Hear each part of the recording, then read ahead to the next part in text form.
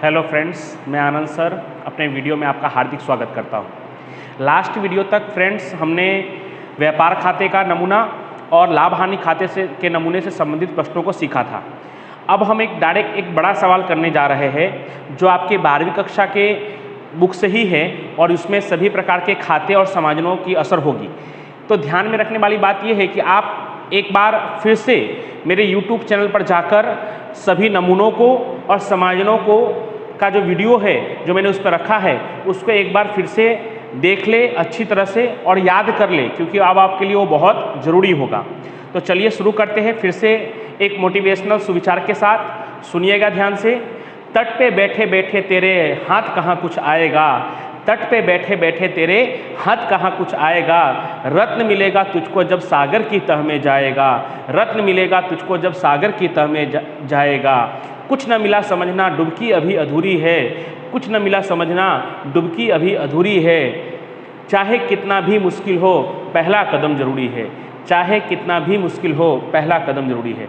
यानी बड़ी से बड़ी सफलता को पाने के लिए आपको प्रयास करना जरूरी है, पहला कदम लेने की ज़रूरत है। बीच में कहीं निसफलता भी हाथ आई तो उसे भी सफलता का ही एक रास्ता समझकर आगे बढ़ते रहना है। तो चलिए शुरू करते हैं। आज हम लोग शुरू करने जा रहे हैं आपके 12वीं कक्षा का क्वेश्चन नंबर 8 पेज नंबर 78। जब तक मैं ये सवाल शुरू नहीं करूंगा बोर्ड पर तब तक आपको बोर्ड के स्क्रीन पर यह सवाल दिखाई देगा, जिसे ध्यान से समझिएगा। पहले मैं पूरा सवाल समझाने की कोशिश करता हूँ। तो देखिए क्वेश्चन नंबर 8, ब्रह्मा और विष्णु 3:2 के प्रमाण में लाभ हानि बांटने वाले एक पीढ़ी के साझेदार हैं। ब्रह्मा और विष्णु साझेदारी पीढ़ी के साझेदार हैं और उनका अनुपात क्या है? 3:2। तारीख 31/3/17 के रोज की सकल तलपट और समायोजनों पर से वार्षिक हिसाब तैयार कीजिए। तो 31/3/17 का सकल तलपट नीचे दिया हुआ है, आप देख सकते हैं। ब्रह्मा और विष्णु के साझेदारी पीढ़ी का तारीख 31/3/17 के रोज की सकल तलपट मिला आपको। उसके बाद उधार बाकी रकम जमा बाकी रकम, अगर आपके पास बुक है तो बुक में देख सकते हैं, बुक नहीं है तो बोर्ड की स्क्रीन पर आपको सवाल दिखाई देगा, वहाँ देख सकते हैं। उधार बाकी और जमा बाकी ऐसे अलग अलग दिया हुआ है तो और अच्छी बात है, क्योंकि उधार बाकी और जमा बाकी अलग अलग देने का फायदा ये है कि उधार बाकी की जो भी खाते की शेष है वो किसी न किसी खाते के उधार में ही आएगा, और जमा बाकी की जो भी खाते की शेष है वो किसी न किसी खाते के जमा में ही आएगा। तो उधार बाकी में देख सकते हैं आहरण दिया हुआ है, ब्रह्मा का 5,000, विष्णु का 5,000। भारे पट्टे का मकान 1/4/16 से 10 वर्ष के लिए 60,000। ये एक गुप्त समायोजन है। 1/4/16 से 10 वर्ष के लिए, ऐसा 11वीं कक्षा में भी आता था। 10 वर्ष के लिए है तो हम क्या करेंगे? 1/10 भाग अपलिखित करेंगे। उसके बाद मशीनरी दिया हुआ है, दिया बट्टा, देनदार, जावक माल गाड़ी भाड़ा, फर्नीचर फीचर्स, वेतन, डूबत ऋण, लेनी हुंडी, व्यापार खर्च, रोकड़ शेष, स्टॉक। और जमा पक्ष में आप देखेंगे तो पूंजी ब्रह्मा और विष्णु का 55,000 45,000। ब्रह्मा की लोन, ये भी एक गुप्त समायोजन है, क्योंकि इस पर कोई समायोजन अगर नहीं दिया होगा तो 6% ब्याज गिनना होगा। जो हमने पाठ 1 में सीखा है कि यदि किसी साझेदार ने पीढ़ी को कोई लोन दी हो और लोन पर ब्याज का दर का कोई उल्लेख ना हो तो भी 6% ब्याज चुकाया जाएगा। जो नए बच्चे हैं जिन्होंने पाठ 1 नहीं सीखा है उनके लिए फिर से याद दिला दूं, क्योंकि ये पॉइंट बार बार आएगा कि अगर किसी साझेदार ने पीढ़ी को कोई लोन दिया हो और उसके ब्याज के बारे में कोई स्पष्टता नहीं की गई हो, यानी वहाँ पर न दिया हो या समायोजन में भी न लिखा हो, तो भी उसे 6% ब्याज चुकाया जाएगा। कब से चुकाया जाएगा? तो 1/7/2016 से चुकाया जाएगा। कब तक? तो 31/3/2017 को हमारा वर्ष खत्म होता है तब तक। प्राप्त बट्टा 400, लेनदार 25,000, कमीशन 2500, देनी हुंडी 5,000, व्यापार खाता 97,250। ध्यान में रखने वाली बात यह है कि आपको व्यापार खाता भी दिया हुआ है 97,250। व्यापार खाता और जमा में दिया हुआ है, इसका मतलब सकल लाभ दिया हुआ है, और सकल लाभ दिया हुआ है तो आपको व्यापार खाता बनाने की जरूरत नहीं है। तो हम बाकी के 4 खाते बनाएंगे, देख सकते हैं आप। लाभ हानि खाता, लाभ हानि वितरण खाता, साझेदारों का पूंजी खाता और पक्की तलपट, ऐसे 5 खाते होते हैं। व्यापार खाता, लाभ हानि खाता, लाभ हानि वितरण खाता, साझेदारों का पूंजी खाता और पक्की तलपट। लेकिन चूंकि आज व्यापार खाता दिया हुआ है इसलिए हमने लाभ हानि खाता, लाभ हानि वितरण खाता, साझेदारों का पूंजी खाता और पक्की तलपट को बनाया है। अब समायोजन में देखते हैं। समायोजन में पहला समायोजन है मशीनरी पर 6% और फर्नीचर और फीचर्स पर 20% की दर से घिसाई गिनना है। मशीनरी पे कितना परसेंट? 6% और फर्नीचर और फीचर्स पर 20% की दर से घिसाई गिनना है। हमें सवाल में के साथ साथ ही समायोजन पढ़कर उस पर टिक भी लगाना है और उसे समझ भी लेना है कि बाद में सवाल करते समय थोड़ा आसान हो। तो मशीनरी पर 6%, तो मशीनरी आपको दिखाई देगा ऊपर से 1, 2, तीसरे नंबर पर दिखाई देगा आपको मशीनरी, उस पर आपको टिक लगाना है नंबर 1 अगर आपके पास बुक है तो। फर्नीचर और फीचर्स पर 20% घिसाई गिनना है। फर्नीचर और फीचर्स आपको मिलेगा मशीनरी से और थोड़ा नीचे जाएंगे 1, 2, 3 चौथे, मशीनरी से चौथे नंबर पे जाएंगे तो आपको फर्नीचर और फीचर्स मिलेगा, उस पर भी नंबर 1 ही लगाना है आपको। घिसाई की असर क्या होती है? तो जिस भी संपत्ति के बारे में कहा हो उस संपत्ति में से उतना माइनस करेंगे और लाभ हानि खाते के उधार में लिखेंगे। फिर से मैं एक बार रिपीट कर दूं, घिसाई के बारे में जिस संपत्ति पर घिसाई कहा हो उस संपत्ति में से माइनस करेंगे और लाभ हानि खाते के उधार में लिखेंगे। तो आपने लगा दिया होगा टिक, मशीनरी पर 1 नंबर और फर्नीचर और फीचर्स पे भी 1 नंबर। दूसरा समायोजन देखते हैं। देनदारों में 500 डूबत ऋण अपलिखित कीजिए। देनदारों में से क्या करना है? 500 डूबत ऋण अपलिखित करना है। डूबत ऋण का भी लेखा उसी तरह से होता है, देनदार में कहा है जो देनदार में से माइनस करेंगे और लाभ हानि खाते के उधार में वो जो हम 4 कॉलम बनाते हैं उसमें हम सेट कर देंगे। तो देनदार आपको दिखाई देगा दिया बट्टा के नीचे यानी मशीनरी के नीचे देनदार दिखाई देगा, उस पर नंबर 2। तीसरा है ब्रह्मा और विष्णु को क्रमशः 5000 और 4000 वार्षिक वेतन देना है। ब्रह्मा और विष्णु को क्रमशः 5000 और 4000 वार्षिक वेतन देना है। अब वो आपको अंदर नहीं दिखाई देगा इसलिए उसी पर टिक लगा लेना है। उसी पर टिक लगाने का मतलब ये हुआ कि हमें ये याद रहे कि ये अंदर नहीं था, ये बाहर ही था, तो इसका 2 असर करना रह न जाए, इसलिए उसी पर सही का निशान लगा लेना है। बुक में भी आप देख सकते हैं समायोजन पर लगा हुआ है निशान, क्योंकि ये पुरानी बुक है, किसी और बच्चे की है तो उसने लगा कर रखा हुआ है। उस तरफ कुछ सकल लाभ शुद्ध लाभ भी वगैरह भी दिया हुआ है, लेकिन वो दूसरे सवाल का है, उस पर ध्यान मत दीजिएगा आप। चलिए तीसरे पर सही का निशान लगाने के बाद चौथा 500 कमीशन मिलना बाकी है। तो कमीशन मिलना बाकी है यानी प्राप्त कमीशन की बात हो रही है, तो जमा साइड पे आपको नीचे से तीसरे नंबर पे मिलेगा कमीशन, उस पर आपको लगाना है नंबर 4। कमीशन मिलना बाकी, उसकी असर कहाँ कहाँ होगी? तो मिलना बाकी या चुकाना बाकी, मैंने क्या कहा था उसमें जोड़ेंगे। चुकाना बाकी हो तो खर्च में जोड़ेंगे, मिलना बाकी हो तो आय में जोड़ेंगे। तो मिलना बाकी कमीशन है तो उस आय में जोड़ देंगे। और हमारे लिए क्या है? सुख है, स से सुख, स से संपत्ति, तो संपत्ति लेना में दूसरी असर होगी, यानी लाभ हानि में मिलना बाकी आय, मिलना बाकी जो कमीशन है वो कमीशन में जोड़ देंगे और दूसरी असर उसकी संपत्ति लेना में होगी। बीच में तीसरा थोड़ा रह गया था कि ब्रह्मा और विष्णु को जो वेतन देना है उसकी असर कैसे होगी? तो मैंने आपको बताया है साझेदार को प्राप्त कोई भी रकम, चाहे साझेदार का पूंजी का ब्याज हो, वेतन, बोनस, कमीशन, सबके सब पूंजी खाते के जमा में और उसकी क्रॉस एंट्री लाभ हानि वितरण खाते के उधार में। यहाँ पे वेतन ब्रह्मा का जितना होगा उतना, विष्णु का जितना होगा उतना और उसकी क्रॉस एंट्री लाभ हानि वितरण खाते में होगा। लास्ट है 5वां, अदत्त वेतन 3000 है। अदत्त वेतन का मतलब होता है चुकाना बाकी वेतन। चुकाना बाकी वेतन की असर क्या होगी? तो वेतन में जोड़ेंगे। वेतन कहाँ पे आएगा? तो लाभ हानि खाते के उधार में आएगा। वेतन में जोड़ेंगे और हमारे लिए दुख है इसलिए दायित्व में, द से दुख, द से दायित्व, तो पूंजी दायित्व में आएगा। वेतन कहाँ दिया हुआ है? तो फर्नीचर और फीचर्स के नीचे आप देख सकते हैं वेतन दिया हुआ है, उस पर नंबर 5 पहले से लगाई हुआ है, आप देख सकते हैं। आप अपने बुक में लगा लेंगे नंबर 5। फिर से उसकी असर बता दूं कि वेतन में जोड़ेंगे और पूंजी दायित्व में लिखेंगे। ठीक है, तो इस तरह से हमने सभी समायोजनों को हल कर लिया है। अब हम आगे जाएंगे सवाल की तरफ। तो सवाल के लिए मैं देख सकते हैं आप यहाँ पे मैं सब खाते बना चुका हूँ। लाभ हानि खाता, लाभ हानि वितरण खाता, साझेदार का पूंजी खाता और पक्की तलपट। अब हम बारी बारी से उसमें असर करेंगे। तो सबसे पहला नंबर पे दिया हुआ है आहरण और उधार बाकी में दिया है, तो कहीं ना कहीं उधार में आएगा। तो पूंजी खाते के उधार में तारीख का भी कॉलम बनाया है, तारीख विवरण ब्रह्मा विष्णु, तारीख विवरण ब्रह्मा और विष्णु जो साझेदार है ये उधार पक्ष है और ये जमा पक्ष है। दोस्तों अगली बार से अगर मैं तारीख का कॉलम न बनाऊं तो भी कोई दिक्कत नहीं है, आप एग्जाम में बना सकते हैं। ऐसे आप भी बिना तारीख के कॉलम से चला सकते हैं क्योंकि उतनी जगह नहीं हो पा रही है और तारीख की इतनी कोई आवश्यकता भी नहीं होती, लेकिन फिर भी एग्जाम में अगर बना दे तो बहुत अच्छा रहेगा। तो कोई तारीख नहीं दिया हुआ है, मतलब वर्ष की शुरुआत की तारीख से है 1/4/16। हमारा वर्ष खत्म कब हो रहा है? 31/3/17 को खत्म हो रहा है।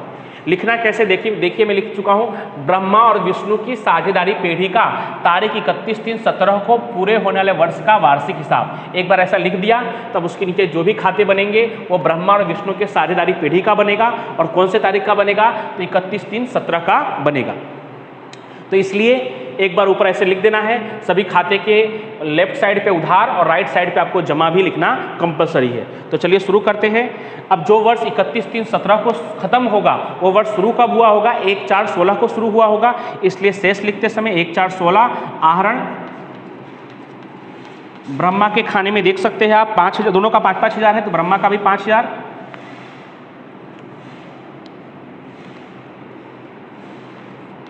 और विष्णु का भी 5,000। चलिए आहरण के बाद दूसरा है भाड़े पट्टे का मकान। तो भाड़े पट्टे का मकान कहाँ पे आएगा? भाड़े पट्टे का मकान तो संपत्ति में नाम ही लिखा हुआ है भाड़े पट्टे का मकान। मकान है तो कहाँ आएगा? संपत्ति में। भाड़ा पट्टा मकान कितना दिया हुआ है भाड़े पट्टे का मकान? तो आप देख सकते हैं 60,000। इनर कॉलम में लिख रहा हूँ, समायोजन नहीं होने के बावजूद भी उसे इनर कॉलम में लिख रहा हूँ। कारण क्या है कि उसका गुप्त समायोजन दिया हुआ है। कैसे? तो कोष्टक में देख सकते हैं आप, लिखा हुआ है 1/4/16 से 10 वर्ष के लिए। तो आपको 11वीं से ही सिखाया गया है जितने वर्ष के लिए दिया होगा उतना भाग क्या करेंगे? हम अपलिखित करेंगे। 10 वर्ष के लिए दिया हुआ है तो 1/10 भाग अपलिखित, 5 वर्ष के लिए दिया हुआ है तो 1/5 भाग अपलिखित। अब वर्ष के शुरुआत से दिया है तो कोई दिक्कत भी नहीं है, पूरे 10 भाग 1/10 भाग माइनस 1/10 भाग अपलिखित। तो 60,000 का 10वां भाग करेंगे तो कितना आएगा? 6,000, यानी 60,000 गुणे 1/10 करेंगे तो कितना आएगा? 6,000। 60,000 में से 6,000 घटाएंगे तो कितना आएगा? 54,000। अब ये समायोजन गुप्त समायोजन है, उसकी भी 2 असर होगी। आप 11वीं में भी करते हैं। जैसे ही हमने वहाँ से माइनस किया, मैंने आपको सिखाया है घिसाई हो चाहे डूबत ऋण हो चाहे अपलिखित हो, हम लोग उस संपत्ति में से घटाएंगे और लाभ हानि खाते के उधार में, ये रहा लाभ हानि खाता, इसके उधार में लिखेंगे भाड़े पट्टे का मकान। भाड़े पट्टे मकान अपलिखित। अब जगह नहीं है इसलिए थोड़ा शॉर्ट में लिख दिया भाड़े पट्टे मकान अपलिखित। कितना? तो 6,000। उसके बाद भाड़े पट्टे के बाद क्या दिया हुआ है? भाड़े पट्टे के मकान के बाद मशीनरी। तो मशीनरी कहाँ पे आएगा? संपत्ति लेना में। कितना दिया हुआ है मशीनरी? तो मशीनरी और कोष्टक में लिखा हुआ है ऑफिस। अगर यही कारखाना लिखा होता तो इसकी असर कहाँ आती? घिसाई की असर। दूसरी असर व्यापार खाते के उधार में, लेकिन यहाँ व्यापार खाता ऐसे भी नहीं है, तो अगर नहीं भी लिखा होता तो भी हमें लाभ हानि के उधार में ही लिखना पड़ता। और लिखा हुआ है तो और अच्छी बात है कि ऑफिस लिखा हुआ है तो उसकी दूसरी असर कहाँ पे आएगा? तो लाभ हानि खाते के उधार में। तो मशीनरी कितना दिया हुआ है ऑफिस का? 50,000। अब इसको अंदर क्यों लिखा है हमने? क्योंकि उसके ऊपर समायोजन है, हमने पहले से टिक लगाया हुआ है। कौन सा समायोजन है? तो पहला समायोजन हम पढ़ते हैं मशीनरी पर 6%। मशीनरी पे कितना परसेंट घिसाई गिरना है? 6%। तो फिर माइनस घिसाई की असर मैंने आपको बताया है, जिस संपत्ति के बारे में कहा होगा उसमें से हम माइनस करेंगे। तो माइनस 6% घिसाई। तो 50,000 का आप 6% करेंगे तो 5×6 = 30, 3,000 रुपया। यहाँ से माइनस करेंगे तो कितना आएगा? 47,000। और जैसे ही यहाँ से आपने माइनस किया तुरंत कहाँ पे आएगा? लाभ हानि खाते के उधार में मशीनरी का घिसाई। कितना? तो 3,000। मशीनरी के बाद क्या दिया हुआ है? दिया बट्टा खर्च है तो यहीं पे आएगा। कितना दिया हुआ है दिया बट्टा? 350। उसके बाद दिया हुआ है देनदार। देनदार कहाँ पे आएगा? तो आपको अच्छी तरह से मालूम है संपत्ति लेना में। देनदार कितना दिया हुआ है? देनदार तो आप देख सकते हैं 40,000। देनदार पे कौन सा समायोजन दिया हुआ है? तो देनदार पर आपको समायोजन दिया हुआ है दूसरा, कि देनदारों पर 500 डूबत ऋण अपलिखित कीजिए। तो घिसाई हो चाहे डूबत ऋण हो चाहे अपलिखित हो, हमें क्या करना है? माइनस करना है उस संपत्ति में से जिसके बारे में कहा हो। तो देनदार के बारे में कहा है डूबत ऋण कितना अपलिखित कीजिए, तो कितना कहा है? 500। तो 40,000 माइनस 500 करेंगे तो 39,500। अब इसकी दूसरी असर कहाँ आएगी? तो फिर से लाभ हानि खाते के उधार में डूबत ऋण के 4 कॉलम बनते हैं, लेकिन चूंकि सिर्फ समायोजन में सिर्फ डूबत ऋण ही दिया हुआ है तो डूबत ऋण अनामत नहीं दिया हुआ है। और तो सकल दर्पण में भी हमने पूरा देख लिया है, डूबत ऋण अनामत नहीं दिया हुआ है, तो 2 कॉलम बनाएंगे तो भी चलेगा। अगर आप 4 बना देते हैं तो भी कोई दिक्कत नहीं है। तो डूबत ऋण तलपट जो आपको बाद में मिलेगा, अभी नहीं मिला।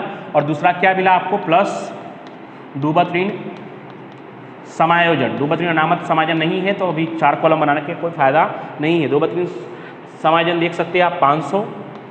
तलपट वाला जब मिलेगा तो दोनों को जोड़कर हम बाहर लिख देंगे। चलिए, देनदार के बाद दिया हुआ है जावक माल गाड़ी भाड़ा खर्च है, यहीं पे आएगा। और अगर मान लीजिए आपको नहीं भी आता है तो भी आप देख सकते हैं ऊपर उधार बाकी दिया हुआ है, और उधार बाकी दिया हुआ है तो कहीं ना कहीं उधार में ही आएगा। मैंने पहले ही कहा था कि लाभ हानि वितरण खाते में सकल तलपट में से एक एंट्री भी नहीं आती। पूंजी खाते में भी उधार में सिर्फ आहरण और जमा में पूंजी आता है। तो ऑप्शन क्या बचा आपके पास, एक लाभ हानि खाते का उधार पक्ष बचा और एक संपत्ति लेना पक्ष बचा, कि अगर कहीं भी उधार शेष की अगर एंट्री होगी तो लाभ हानि के खाते के उधार में या संपत्ति में। अब जावक माल गाड़ी भाड़ा संपत्ति तो है नहीं, इसलिए कहाँ आएगा, लाभ हानि खाते के उधार में, जावक माल गाड़ी भाड़ा।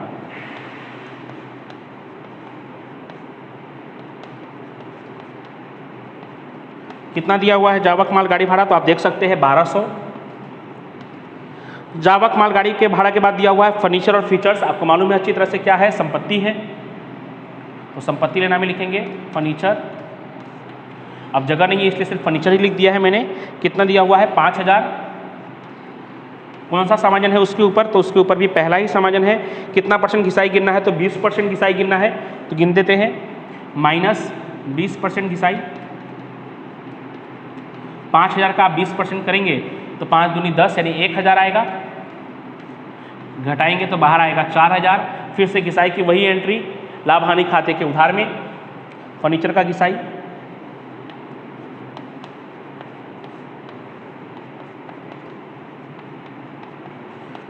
$1000। फर्नीचर के बाद क्या दिया हुआ है, वेतन, वो भी खर्च है, तो लाभ हानि खाते के ही उधार में वेतन।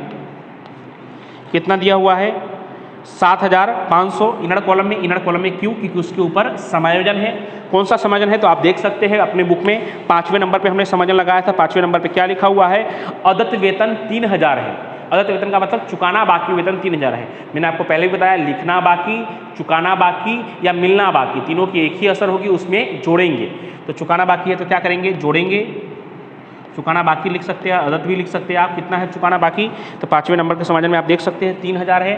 7500 और 3000 को आप जोड़ेंगे तो कितना होगा, 10500।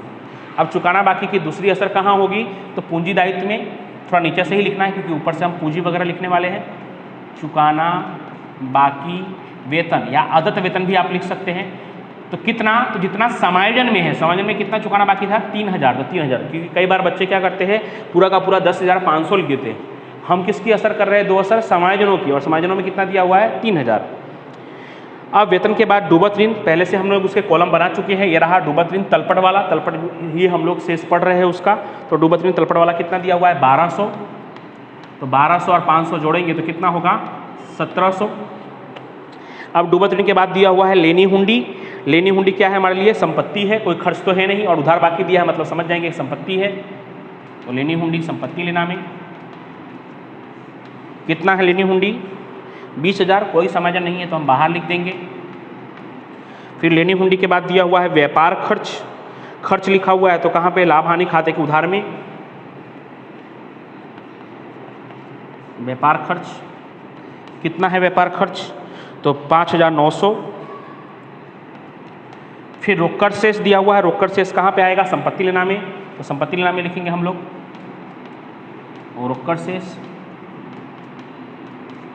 कितना, तो 6000। रोकड़ शेष के बाद आप देख सकते हैं स्टॉक दिया हुआ है 31/3/17 लिखा है, मतलब कौन सा स्टॉक है, अंतिम स्टॉक। अब आप सोच रहे होंगे अंतिम स्टॉक की दो असर होगी, नहीं, यहाँ पे अंतिम स्टॉक की एक ही असर होगी, क्योंकि कहाँ दिया हुआ है, सकल तलपट में। दो असर कब होती है, जब समायोजन में दिया होगा तब दो असर होगा। अभी सकल तलपट में दिया है, उधार बाकी दिया है, तो एक ही जगह असर होगा, संपत्ति लेना में। ऐसे भी हमारे पास व्यापार खाता नहीं है, और व्यापार खाता अगर होता भी तो भी उसकी असर संपत्ति लेना में ही होता, क्योंकि सकल तलपट में दिया है तो एक ही असर होगा। अंतिम स्टॉक क्यों कह रहा हूँ, क्योंकि उसमें अंतिम तारीख दी हुई है 31/3/17, इसलिए वो अंतिम स्टॉक कहलाएगा, और संपत्ति लेना में उसकी असर होगी अंतिम स्टॉक के रूप में। कितना, 73000। अब आप देख सकते हैं कि हमने उधार शेष का पूरा लेखा कर दिया है। तो आप ध्यान से देखेंगे तो आपको जमा साइड हर जगह पे खाली दिखाई देगा। ये देखिए, लाभ हानि का जमा साइड पूरा खाली, लाभ हानि वितरण का जमा साइड पूरा खाली, पूंजी खाते का जमा साइड पूरा खाली। एक पूंजी दायित्व में एक असर देखने को मिल रहा है आपको जमा में, वो भी किसका असर है, समायोजन का असर है। सकल तलपट के उधार बाकी का कोई असर जमा पक्ष में नहीं है, क्योंकि अभी तक हम क्या कर रहे थे, उधार बाकी हल कर रहे थे। अब हम जमा बाकी हल करने जा रहे हैं, तो जमा बाकी जब हल करने जाएंगे तो कहीं ना कहीं जमा में ही उसकी असर देखने को मिलेगी। तो देख सकते हैं आप जमा में सबसे पहला नाम है पूंजी, तो पूंजी खाते के जमा में जाएंगे और तारीख कौन सा, तो वही प्रारंभिक तारीख ही 1/4/16। शेष आगे लाए, पूंजी खाते में पूंजी का नाम नहीं लिखेंगे इसलिए शेष आगे लाए। कितना कितना शेष आगे लाए, तो 55,000 और 45,000, 55,000 और 45,000। पूंजी के बाद क्या दिया हुआ है, ब्रह्मा की लोन। सबसे मेन इस सवाल के लिए यही है क्योंकि ये गुप्त समायोजन है यहाँ पे भी। तो लोन किसी का भी हो, चाहे ब्रह्मा का हो, चाहे किसी अन्य व्यक्ति का हो, चाहे बैंक से लिया हो लोन, लेकिन लोन कहीं भी होगा तो लोन हमारा दायित्व है इसलिए पूंजी दायित्व में आएगा। लेकिन ब्रह्मा की लोन है तो इसमें खास बात क्या है कि ब्रह्मा कौन है। अब आपको लगता होगा भगवान, नहीं, भगवान तो भगवान का नाम तो है, लेकिन यहाँ पे ब्रह्मा कौन है, साझेदार है। तो और साझेदार के लोन के ब्याज के बारे में ना कहा हो तो कितना % ब्याज गिना जाएगा, 6%। वो बहुत खास बात है। हमें कैसे मालूम कि नहीं कहा है, क्योंकि सकल दर्पण में भी नहीं दिया है और समायोजन में भी नहीं दिया हुआ है। लेकिन आपको ध्यान रखना है क्योंकि हम लोग पाठ 1 में सीख चुके हैं। जिन लोगों ने नहीं सीखा है उनके लिए मैं रिपीट कर दे रहा हूँ क्योंकि आगे से भी आपको ध्यान देना होगा। ब्रह्मा की लोन कितना दिया हुआ है, 50,000। इनर कॉलम में ध्यान रखने वाली बात क्या है कि कब से दिया हुआ है, 1/7/14 से दिया हुआ है, तो इसलिए आपको वो भी ध्यान रखना है कि लोन का ब्याज भी उतने महीने का ही गिना जाएगा। तो प्लस चुकाना बाकी ब्याज, चुकाना बाकी ब्याज कैसे उसकी गणना करेंगे, तो 50,000 गुणे 6% गुणे 9/12। 9/12 क्यों, क्योंकि कब से है तो आप बुक में देख सकते हैं 1/7/16 से।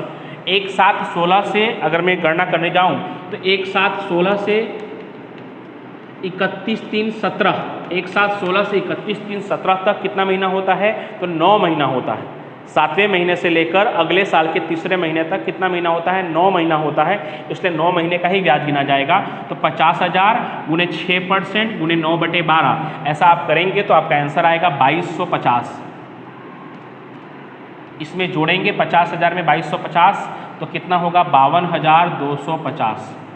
कितना, 52,250। 50,000 गुणे 6% करेंगे तो 3,000 आएगा और 3,000 गुणे 9/12। 9/12 इसलिए क्योंकि उसने 9 महीने के लिए ही लोन दी है, तो 9/12 करेंगे तो कितना आएगा, 2250। अब 2250 की दूसरी असर कहाँ पे, तो पूंजी दायित्व में आपने लिखा है पहली असर। दूसरी असर लाभ हानि के उधार में, क्योंकि वो खर्च है, तो लाभ हानि के उधार में ब्रह्मा की लोन का ब्याज, ब्रह्मा की लोन का ब्याज। तो ये सबसे महत्वपूर्ण समायोजन था। फिर से एक बार देख लेते हैं कैसे किया है हमने। तो सबसे पहले तो ब्रह्मा की लोन कितनी दी हुई है, 50,000। ब्रह्मा कौन है, तो साझेदार है। साझेदार के लोन के ब्याज के बारे में ना कहा हो तो कितना % ब्याज, 6% ब्याज। तो हमने गिना 50,000 गुणे 6%, 9/12 क्यों किया, क्योंकि उसने कब से लोन दी है, तो 1/7/2016 से उन्होंने लोन दिया है। 1/7/2016 से अगर आप 31/3/17 तक गिनेंगे तो कितना महीना होता है, 9 महीना होता है। तो 9 महीने के हिसाब से कितना ब्याज होगा, 2250। आगे देखिए, प्राप्त बट्टा आपको अच्छी तरह से पता है। प्राप्त बट्टा कहाँ पे आएगा, लाभ हानि खाते के जमा में। ऊपर से एक लाइन छोड़ दिया है व्यापार खाता लिखने के लिए। तो प्राप्त बट्टा कितना है, प्राप्त बट्टा तो आप देख सकते हैं 400। फिर है लेनदार, आपको अच्छी तरह से मालूम है पूंजी दायित्व में। ऊपर से भी लिख सकते हैं यार, अगर आपको लगे कि वहाँ जगह नहीं है तो नीचे से भी लिख सकते हैं। लेनदार कितना दिया हुआ है, तो लेनदार दिया हुआ है 25,000।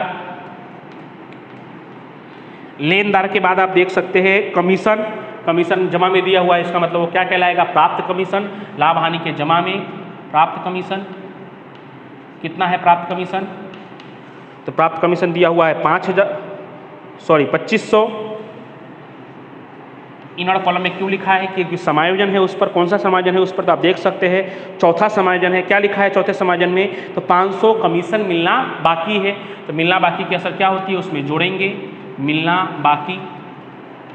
कितना मिलना बाकी है, तो 500 मिलना बाकी है। 2500 और 500 को जोड़ेंगे तो कितना आएगा, 3000।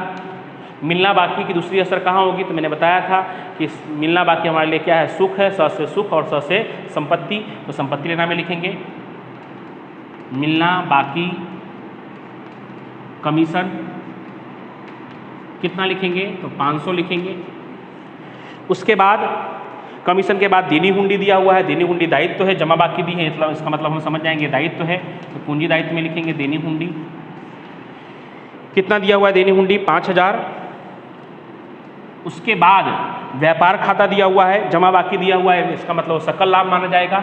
लाभ हानि खाते के जमा में व्यापार खाता भी लिख सकते हैं, लेकिन सकल लाभ लिखेंगे तो ज़्यादा अच्छा रहेगा। सकल लाभ कितना, तो 97,250। अब जब पूरा सवाल हो गया तो एक बार सभी समायोजनों को देख लेंगे कि कोई समायोजन बाकी तो नहीं है। हमें कैसे मालूम पड़ेगा बाकी है? तो जिस पर हमने सही का निशान लगाया होगा इसका मतलब कि वो बाकी है। तो तीसरा समायोजन आप देख सकते हैं, आपने उस पर सही का निशान लगाया है क्योंकि वो अंदर नहीं था, वो बाकी है। तो क्या था तीसरा समायोजन? ब्रह्मा और विष्णु को क्रमशः 5,000 और 4,000 वार्षिक वेतन देना है। ब्रह्मा और विष्णु को क्रमशः क्या करना है? 5,000 और 4,000 वार्षिक वेतन देना है। तो 5,000 4,000 वेतन देना है। तो मैंने क्या बताया था कि साझेदार को प्राप्त कोई भी रकम, चाहे वो उसका वेतन हो, पूंजी का ब्याज हो, बोनस हो, कमीशन हो, सबके सब पूंजी खाते के जमा में और दूसरी असर लाभ हानि वितरण के उधार में। तो पूंजी खाते के जमा में आप लिख सकते हो 31/3/17 अंतिम तारीख, समायोजनों के असर करते समय अंतिम तारीख।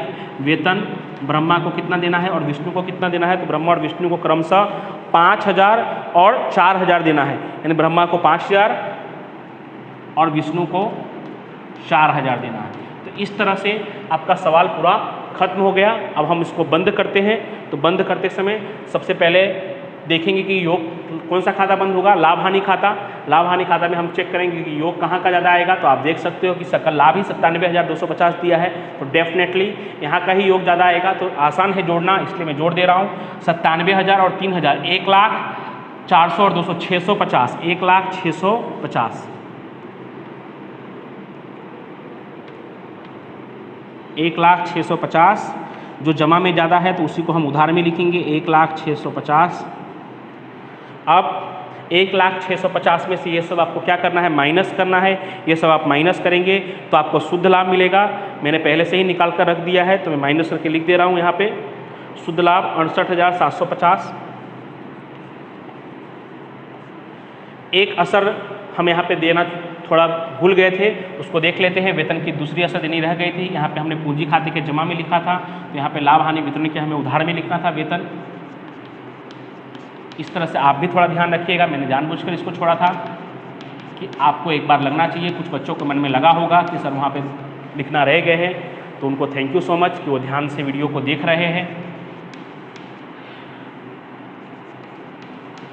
इस तरह से कई बच्चों का भी लिखना रह जाता है और बाद में उन्हें पता नहीं चलता। अभी तो मैंने जानबूझकर छोड़ा था इसलिए मुझे तो पता है, लेकिन आपका कई बार ऐसे छूट जाता है, तो उसको ध्यान में रखिएगा कि कोई भी दो असर लिखना रह ना जाए, क्योंकि उससे आंसर में प्रभाव पड़ेगा।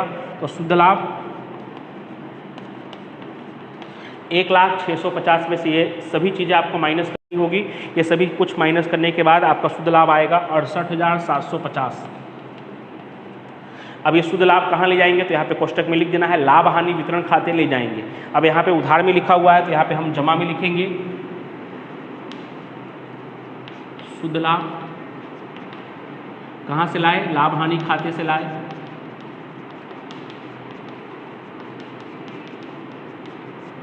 $68,750। अब इस खाते को बंद करेंगे तो यहाँ तो आसान है एकदम बंद करना, कुछ है ही नहीं, तो जमा में कर देंगे 68,750।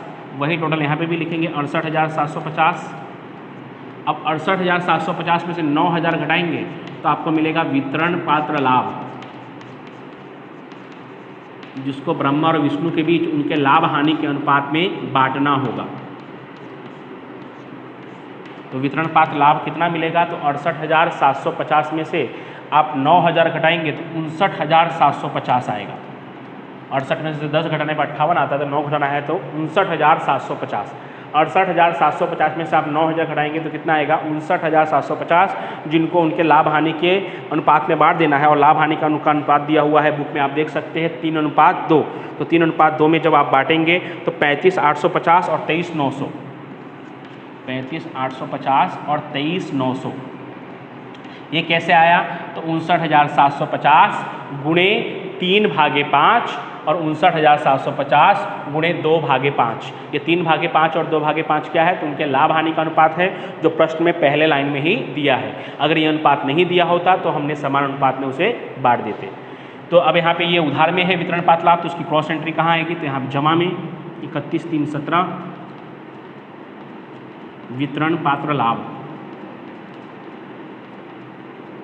पहले वाले का 35,850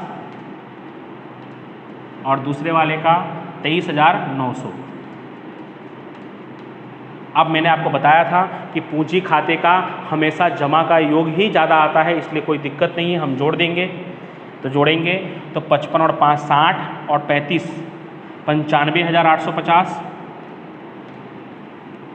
और 45 और 4 49 3 52 62 72,900 95,850 और 72,900। कहीं पे कैलकुलेशन में बाई चांस मिस्टेक हो जाए तो आप थोड़ा देख लीजिएगा, ऐसे कोशिश करूँगा कि कोई मिस्टेक ना हो। यहाँ पे आएगा शेष आगे ले गए क्वेश्चन मार्क, यानी डिफरेंस से हम निकालेंगे। तो 95,850 में से 5,000 माइनस करेंगे तो 90,850 और 72,900 में से 5,000 माइनस करेंगे तो 67,900। ये पूंजी कहाँ लिखेंगे, तो यहाँ पे उधार में आया तो यहाँ पे जमा में लिखेंगे पूंजी। ब्रह्मा का कितना है, ब्रह्मा का, तो ब्रह्मा का आप देख सकते हैं, ब्रह्मा का है यहाँ पे भी देख सकते हैं 90,850 और 67,900, 90,850 और विष्णु का है 67,900। अब इनको जोड़ देंगे 0 5 5 17 के 7 हासिल 1 8 1,68,750। थोड़ा क्रॉस में लिख देता हूँ ऐसा है तो 1,68,750। एक बार फिर से चेक कर लेते हैं 0 5 8 और 9 8 17 के 7 हासिल 1 7 और 1 8 और 9 और 6 15 1,58,750। 90,850 और 67,900 को जोड़ेंगे तो 1,58,750। अब हमारा सवाल पूरा हो गया। अब परीक्षा की घड़ी है कि दोनों पक्षों का योग कैसा आना चाहिए, बराबर आना चाहिए। तो आप इसका भी योग करके चेक कर लेंगे, उसका भी एक करके चेक कर लेंगे। मेरे पास किया हुआ है तो मैं लिख दे रहा हूँ 2,44,000 2,44,000। आपसे रिक्वेस्ट है कि वीडियो को लास्ट तक देखें, पूरा देखें और हो सके तो 2 से 3 बार देखें, क्योंकि अभी पहला ही सवाल है, शुरुआत है। अगर कोई आपको दिक्कत हो तो मुझे पर्सनली व्हाट्सएप पर मैसेज कर सकते हैं। मेरा नंबर भी आपको पता है, जिन लोगों को नहीं पता है उनके लिए रिपीट कर दे रहा हूँ 9638270750। और आपको वीडियो अच्छा लगे तो वीडियो को अधिक से अधिक शेयर करें, लाइक करें और सब्सक्राइब करें। Thank you so much.